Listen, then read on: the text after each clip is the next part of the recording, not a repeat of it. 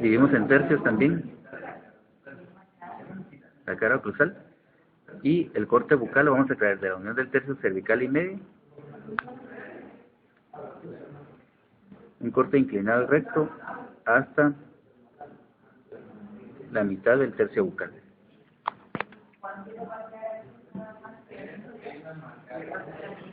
¿Ya?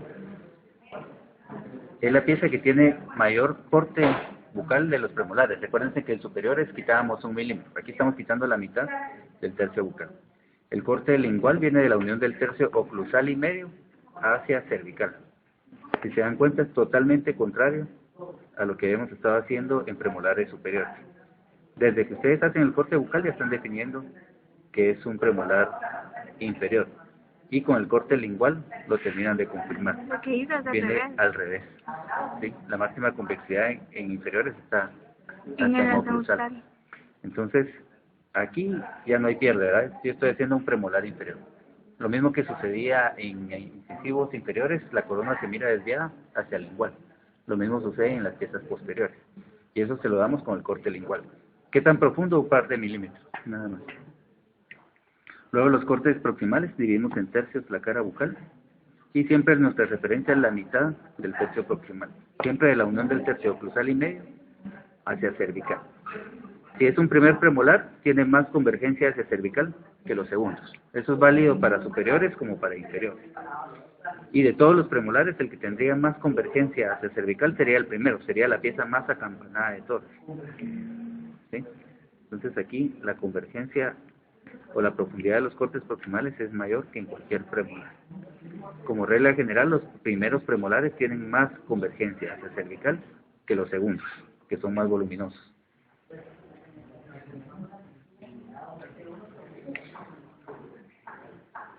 En las piezas anteriores, después de hacer los cortes básicos, que son bucal, lingual y proximales, nos íbamos al borde incisal, ya fuera que tuviera inclinación hacia distal o que le cortáramos el ángulo distal incisal. En las piezas posteriores nos vamos a definir altura cuspide. Entonces es un método, siempre bucal, lingual, proximales, y en posteriores a definir altura cuspide. ¿Qué cuspide es más alta en el primer premolar inferior? Bucal. La bucal. Es la premolar que tiene mayor diferencia en la altura cuspide. Tanto así que la cúspide lingual es una cúspide funcional o no funcional. No funcional. Entonces vamos a hacer la inclinación de la unión del tercio bucal y medio hasta la mitad del tercio oclusal. En su libro dice hasta la unión del tercio oclusal y medio. Pero eso nos deja una mesa oclusal muy inclinada, que es difícil hacer la cara oclusal. Entonces ya desde hace años le hemos hecho menos inclinación para que sea más fácil para ustedes. Entonces, de aquí hasta la mitad del tercio oclusal. En premolares superiores nunca hicimos una diferencia de altura cuspidia tan marcada, ¿verdad? ¿Sí?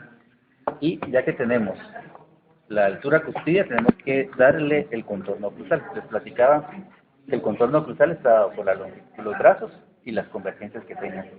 Si aquí tenemos bucal, aquí está distal, aquí está mesial, aquí está lingual. ¿Qué brazo es más corto en la cúspide bucal? El mesial. Mesial. Brazo mesial más corto, distal más largo. Siempre a expensas de las caras libres. Eso quiere decir que recorre más de la cara libre que lo que recorre de la cara proximal. ¿Sí? Recorre más la cara libre que la cara proximal. Un error común en piezas posteriores es hacer los brazos aquí. Y no nos termina de agarrar forma en la cara oclusal. Siempre a expensas de las caras libres. ¿Qué otra convergencia tiene? Convergencia de las caras proximales hacia la lingual, marcada. Desde la unión del tercio bucal y medio, le hacemos la convergencia. Y luego los brazos de la cúspide palatal, de la lingual. ¿Son iguales o hay alguno más corto? No son iguales. Son iguales. Ajá, esa entrada. Entonces, este es el contorno que le tenemos que dar aquí. Brazo mesial ligeramente más corto. ¿Qué pasaría si yo dejo los dos brazos iguales en esta pieza? No es tan crítico. Porque en la mayoría de premolares el brazo mesial tiende a ser un poquito más corto. Donde sí es crítico dejar las cúspides cruzadas es en el primero superior. Ahí están bien cruzadas, ¿no? Pero el brazo mesial ligeramente más corto, distal más largo. Convergencia de las caras proximales hacia el lingual. y los dos brazos del mismo lado. Cuando uno hace las convergencias, cuando las dibuja no se miran tan dramáticas, pero cuando lo corta, ahí sí se mira. Entonces tratemos de ser conservadores con las convergencias, ¿verdad? Los cortes de los brazos y convergencias ya saben ustedes que van rectos desde oclusal hasta cervical.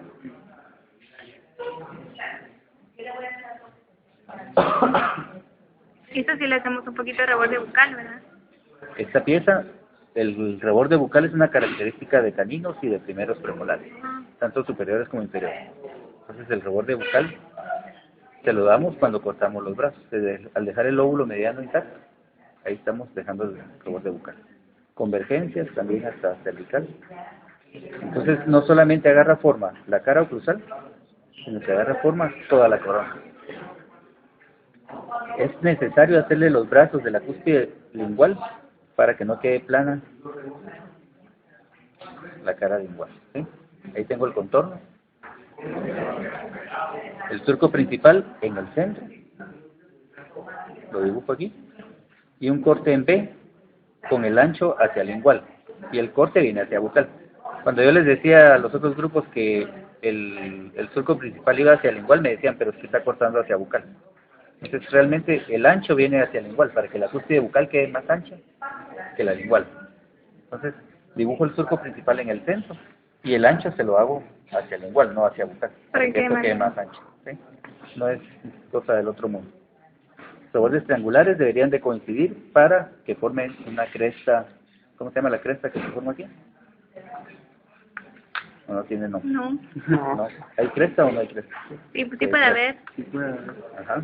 El tipo 1 es con cresta y sin surco. Entonces, al haber una elevación lineal aquí, se interrumpe el surco, ¿verdad? Igual que en los premolares, pongo la cuchilla donde dibujé el reborde triangular y la punta de la cuchilla que no pase del surco principal para respetar las proporciones. Y corto hacia las caras proximales. Aquí no me preocupo de rebordes marginales ni nada. ¿La cúspide del primer premolar inferior es aguda o roma? Aguda. Entonces, aquí puedo inclinar más, o debo de inclinar más los cortes para que me quede una cúspide bien aguda. ¿Qué tanto? Casi se va el tercio cruzal, ¿no? Casi se va el tercio cruzal. Casi se va. Y aquí tengo que tener mucho cuidado, porque el vértice de la cúspide está aquí. Si yo inclino la cuchilla y empiezo a hacer los planos inclinados, voy a perder altura. Entonces la cuchilla viene recta, y corto hacia los lados, para no bajarle más al vértice de la cúspide. El plano oclusal de esta pieza es inclinado, no es perpendicular al eje largo, y eso complica un poquito más el tallado. Ahora vamos a profundizar. Cuando yo profundizo tengo que tener varias precauciones. Es solo adentro de la cara oclusal. Nunca puedo sacar el corte hasta afuera porque si no me quedan 3 vértices. Y lo otro es que tengo que dejar el ancho del reborde marginal.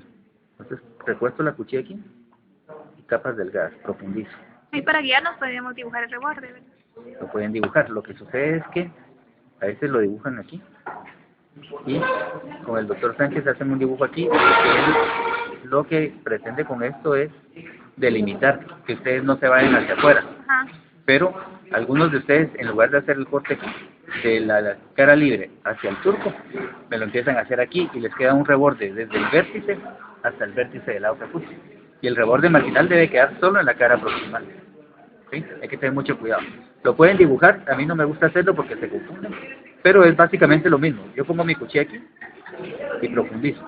Siempre la punta de la cuchilla hacia el reborde marginal. Luego, si yo lo hiciera aquí, me quedaría una zanja.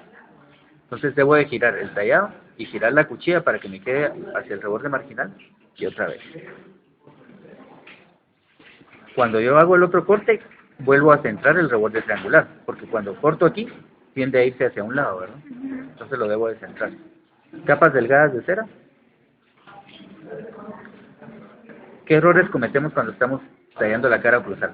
Ponemos la cuchilla muy vertical y dejo fosetas demasiado profundas, pero los rebordes triangulares horizontales.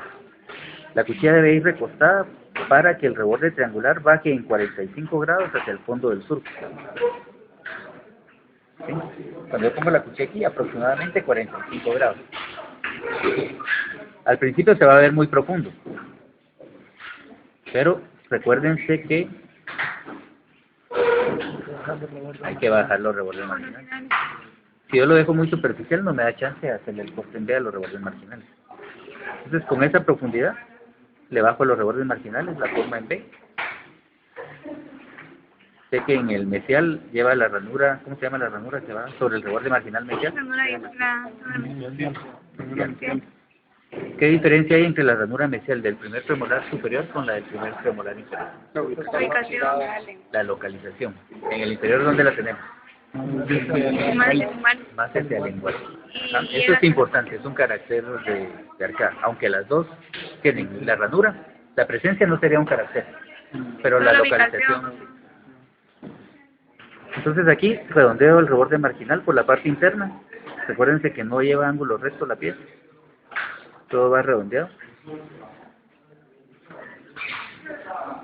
Redondeo la corona, que pase de una cara libre a una cara proximal sin que se note ningún corte.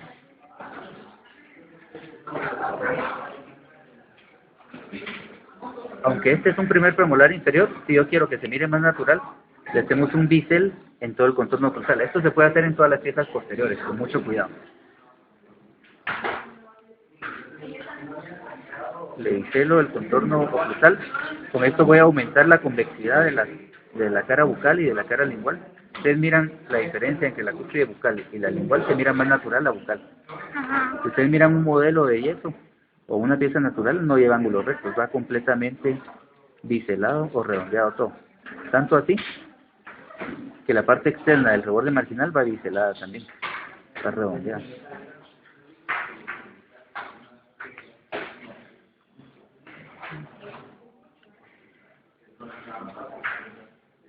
Ranuras primarias bien definidas para marcar el reborde bucal, ¿verdad? Corte en B, amplio y poco profundo para delimitar aquí, que son 3 lóbulos de desarrollo, ¿verdad? Por bucal casi no se nota, pero cuando lo miro por oclusal, sí se notan los lóbulos de desarrollo. Entonces es corte amplio y poco profundo. Obviamente en los primeros premolares y en canino me da el chance de hacerlo un poquito más definido para marcar el reborde bucal. ¿Sí? Aquí en mesial, básicamente la ranura mesial va a estar dividiendo la cara mesial de la cara lingual. Entonces corte en B viene más hacia lingual. En el primer premolar superior iba en el centro.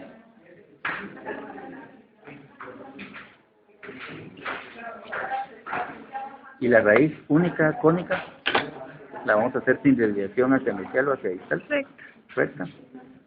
Pero cuando la hagamos por aquí cortamos proximales, ¿verdad? Cuando la dibujamos por proximal va a tener inclinación. Entonces, el borde bucal lo traemos al eje largo, el borde lingual lo traemos recto para que nos quede de forma piramidal.